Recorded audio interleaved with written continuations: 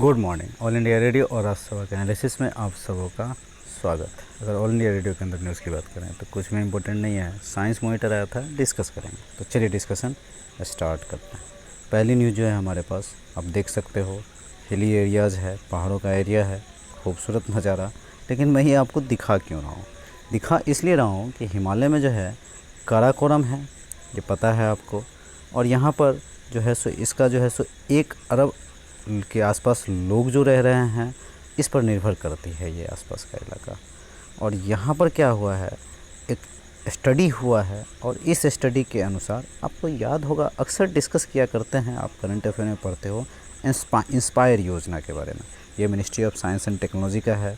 इसी ने पता लगाया है कि इंफ्रास्ट्रक्चर योजना द्वारा समर्थित शोध में कई संस्थान शामिल हैं। इस शोध में जलवायु परिवर्तन के प्रभावों को समझने से जुड़ी खामियों की पहचान की गई है कि क्लाइमेट चेंज किस तरह से हो रहा है, उसको किस तरह से सही किया जा सकता है। रिसर्च आप समझ लो एक तरह का। तो टेम्परेचर में क्यों वृद्धि हो रहा है, जैसे ये रिसर्च में निकल कर आया है। आपको यही इम्पोर्टेंट है जानना कि सिंधु, गंगा, ब्रह्मपुत्रा जैसी नदियों में आपूर्ति में मतलब जो जल आ रहा है, इसमें बदलाव का पैटर्न देखा गया है। और अगर इस पर वर्क नहीं किया जाए तो 2050 तक क्या होगा, आप समझ रहे हो। Glacier hydrology of the Himalaya Karakoram में ये नाम है। आप किसी आंसर के अंदर इसको यूज़ कर सकते हो रिसेंट एग्जांपल डालकर।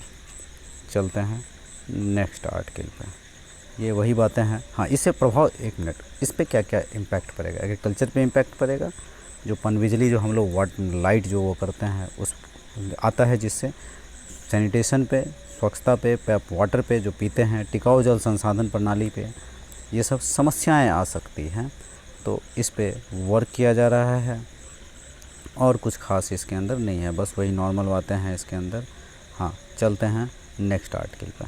देखो, ये इस आर्टिकल में कुछ खास नहीं है। एक्चुअल में इलेक्ट्रिक जो हम लोग इक्विपमेंट्स बना रहे हैं, जैसे मोटर वाहन, मोटर व्हीकल वगैरह, एनवायरनमेंट फ्रेंडली बनाने के लिए, तो यहाँ पर ये है कि यहाँ पर कॉलेज में अब इलेक्ट्रिक मोबिलिटी एंड में एमटेक कराया जाएगा। ये 2 वर्षों का, मतलब अब कोर्सेज़ में भी इसको ऐड कर दिया गया है। अगर यहाँ पे एजुकेशन दी जाएगी, इनकी टीचिंग होगी, तो शायद he can do more better, बहुत अच्छा बना सकते हैं। तो इलेक्ट्रिकल इंजीनियरिंग की बात यहाँ पर की गई। बस आंसर में लिखने के लिए आप इसको यूज़ कर सकते हो, और कुछ खास इसमें पॉइंट नहीं मिलेगा आपको। ये सब AI की टेक्नोलॉजी है, किस तरह से मतलब सब जोड़ करके जो है सो हम इन्वायरमेंट फ्रेंडली, जो हम लोग व्हीकल की बात करते हैं सोलर एनर्जी वगैरह से या फिर बैटरी से, उसी की बात की गई है। चलते हैं नेक्स्ट आर्टिकल पर। ये गवर्नमेंट का इनिशिएटिव है, इसको भी आप करंट में किया करते हो। यहाँ पर महासागर में गहराई तक जो है सो रिसर्च किया जा रहा है। ये किस तरह का रिसर्च किया जा रहा है, उसका नाम क्या है, आप पहले देखो यहाँ पर क्या क्या हो रहा है। यूनाइटेड नेशन ने 2021 से 30 तक के दशक को महासागर विज्ञान का दशक घोषित किया है। मतलब ओशियन में बहुत सारे रिसोर्सेज हैं। तो इसमें देखो, एक चीज़ पहले मैं यहाँ पर दिखाऊँ आपको, एक सेकंड। यहाँ पर कहाँ गया, अमेरिका, रूस, फ्रांस, जापान, चीन, ये जो 5 कंट्री हैं, पहले से ओशियन का एक्सप्लोरेशन कर रहे हैं, रिसोर्सेज ढूंढ रहे हैं, कहाँ क्या है, नहीं है, किस तरह का है, नहीं है। अब भारत हमारा इस सत्यम के साहित्य, इस सत्यम अलग चीज़ है, ये सत्यम अलग है।